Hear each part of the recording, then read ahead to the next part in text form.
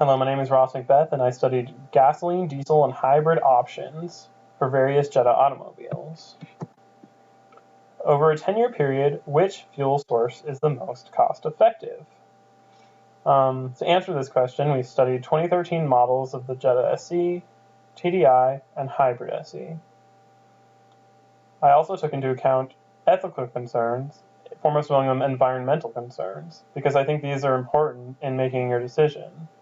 But ultimately, my area of expertise is more in economics, so we took into account the variety of variables at play that decide what car is the best, including things like gas prices and the like, and we also had to adjust to present value, because things tend to be worth more in the present than in the future. You'd rather have money now than later.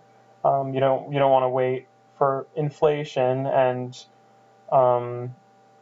you'd rather keep the money to get interest on it than get rid of it immediately. So first, I'll talk about the ethical concerns. People often aren't sure quite where to look for the truth about whether something's good for the environment or not, because it's politicized and you don't know whether the sources that you have are reliable. But we tried our best to look for information from peer-reviewed journals, in reliable information where people were getting the same results in multiple places. And we divided our results into 4 categories, 2 in petroleum and 2 in diesel. First, we looked at the short term, and then the long term for petroleum, and then we did the same for diesel. So for petroleum, in the short term, it is more flammable, it's more of a fire hazard. And in the long term, it can create greenhouse gases, smog, contaminated water, and even increase risk for disease in impoverished and heavily polluted areas. For diesel, while it's less flammable in the short term, it has this tendency for microbes to grow in the tank and clog fuel lines and filters, and can be a road hazard when it's spilled on the roadways, whereas petroleum tends to just wash away.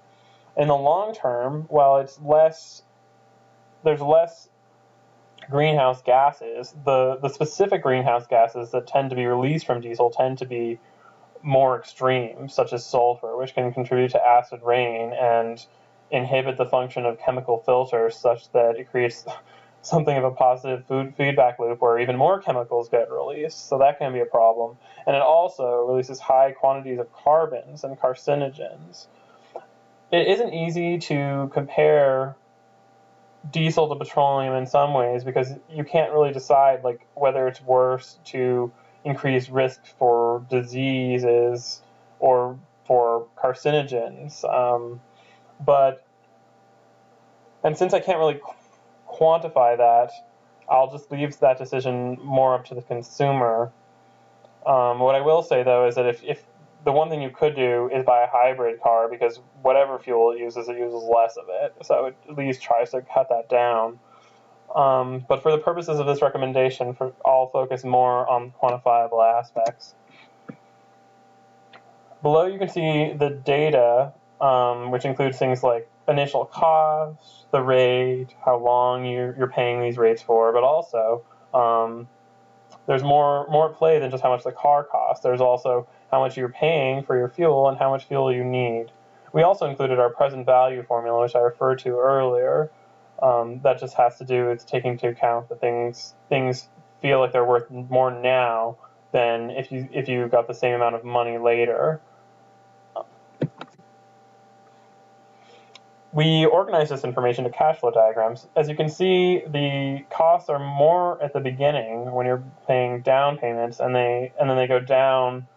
There's sort of a drop off, but then after that drop off is constant for a while, and those are things like upkeep costs, paying for your monthly payments, paying for gasoline and the like.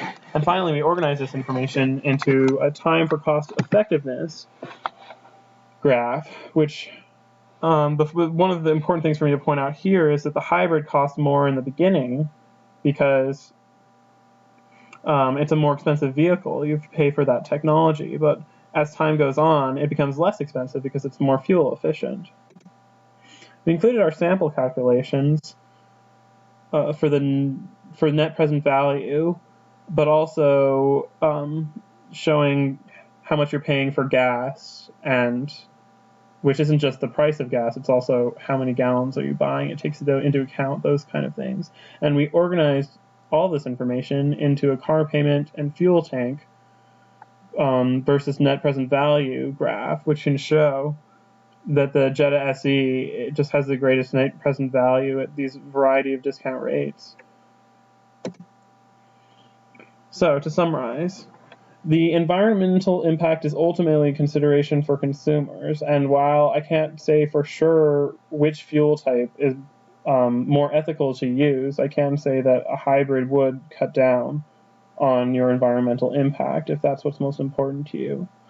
For the purposes of economic considerations, you have to take into account the price of fuel, how much fuel you use, which will have to do with gas mileage, as well as the price of the car itself.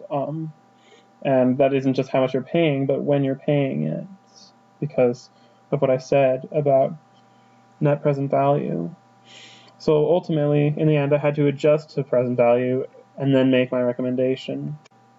So according to our data and graphs, and our assumption that people use cars for about 10 years, economically speaking, the Jetta SE is the best purchase. So our group ultimately recommends that you buy the Jetta SE and have a great decade.